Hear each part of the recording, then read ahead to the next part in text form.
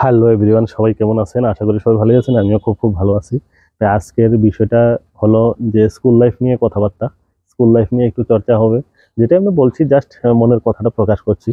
যে স্কুল লাইফটা খুবই সুন্দর একটা জীবন, সুন্দর একটা লাইফ। ওইটাকে যে স্কুল লাইফটা একটু সময়টা মানে সৎ পথে যাতে যায়, ভালো পড়াশোনার প্রতি বা আনন্দের প্রতি গিয়ে সবকিছু কাজ করলে ওইটা সাকসেস হবে। পড়াশোনার প্রতি ধ্যান দিয়ে স্কুল লাইফটাকে অতিবাহিত করবেন সবাই। ওই স্কুল লাইফটা না হলে পরে খুব মিস করবেন। আর বন্ধু বান্ধবের সাথে আড্ডা গল্প টল্প করে আনন্দ উপভোগ করবেন। কিন্তু আমরা এখন বুঝি স্কুল লাইফটা শেষ।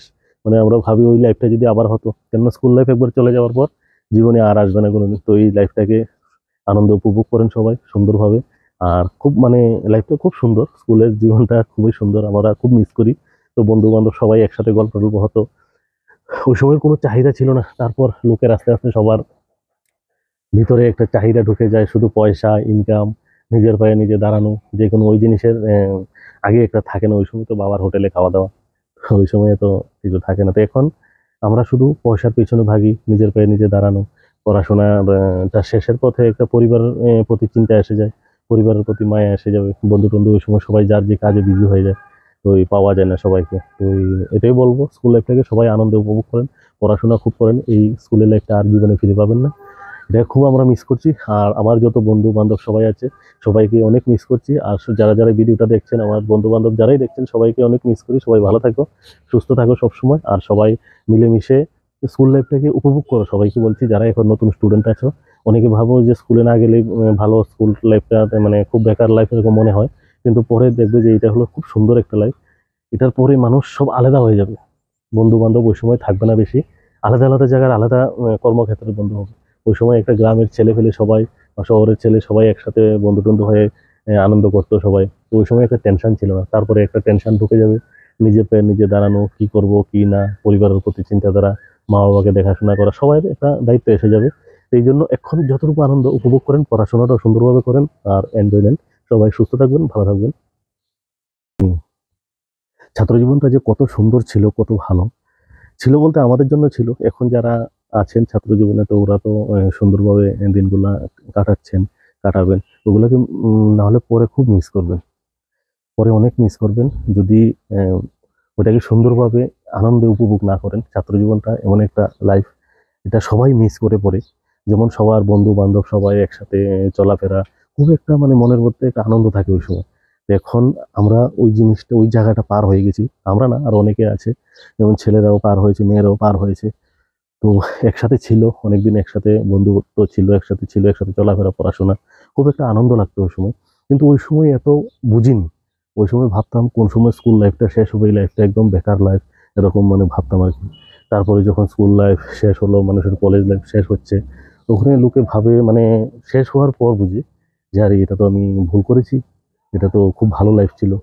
তো এখন যেটা স্কুল লাইফের পরে, কলেজ লাইফের পরে, পড়াশোনার পরে যখন একটা মানুষের ভেতরে একটা চাহিদা ঢুকে যায়, চাহিদাটা কোন সময় পূরণ করব, কোন সময় আমি পয়সা ইনকাম করব, কোন সময় নিজের পায়ে নিজে দাঁড়াবো, ওই জিনিসটার একটা চিন্তাধারা ঢুকে যায়। তখনই বন্ধু বান্ধব কেউ মানে মানে কারোর সাথে মিলামিশার সময়টা পাওয়া কম যায়।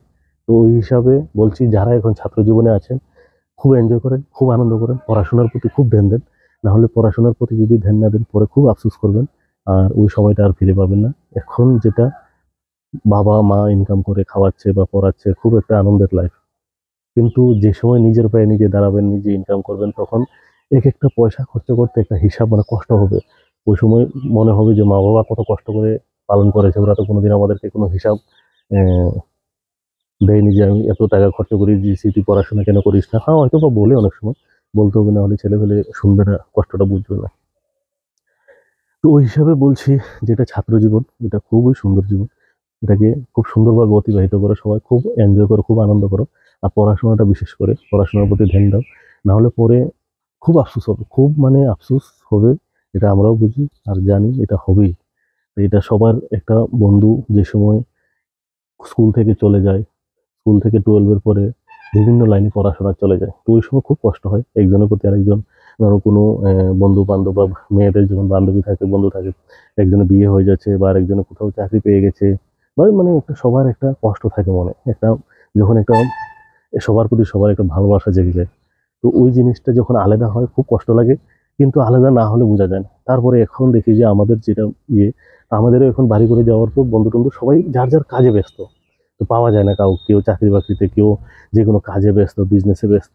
তো সবাই, আর মেয়ে যারা ছিল বন্ধু বান্ধবী, তারা তো সবাই বিয়ে টিয়ে হয়ে ছেলেপেলে হয়ে গেছে সবার। তো সবাই একটা সবকিছু পরিবার নিয়ে ব্যস্ত হয়ে যায়। তো যত কিছু হোক সবাই চেষ্টা করবেন ওই লাইফটাকে সুন্দরভাবে কাটাতে, আর পড়াশোনাটা ঠিকভাবে করবেন, না হলে পরে খুব পস্তাতে হবে। যদি পড়াশোনা করে শুধু চাকরি না, নিজের পায়ে নিজে দাঁড়াতে গেলে বিজনেস করে দাঁড়ানো যায়, যে কোনো কাজ করে দাঁড়ানো যায়।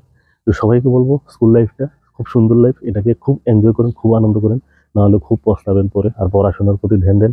আর মা বাবা এত কষ্ট করে পড়াশোনা করাচ্ছে, ওইটার একটু মূল্যবান সময়টা পড়াশোনার প্রতি দেন, আর ওদের কষ্টটা যাতে ঠিকঠাক সফল হয়। তো আর এটাই কামনা করি। আর সবাই সবসময় সুস্থ থাকবেন, ভালো থাকবেন। বাই।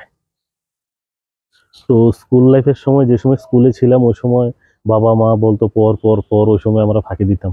তো এখন বুঝি যে ফাঁকি দেওয়ার মর্মটা কি। তো পড়াশোনাতে কেউ ফাঁকি দেবেন না, সবাই পড়াশোনা সুন্দরভাবে করেন, আর আরো এগিয়ে যান খুব সুন্দরভাবে। সবাই বন্ধু বান্ধবের সাথে সবাই খুব এনজয় করেন, সবাই মিলেমিশে আনন্দ করেন।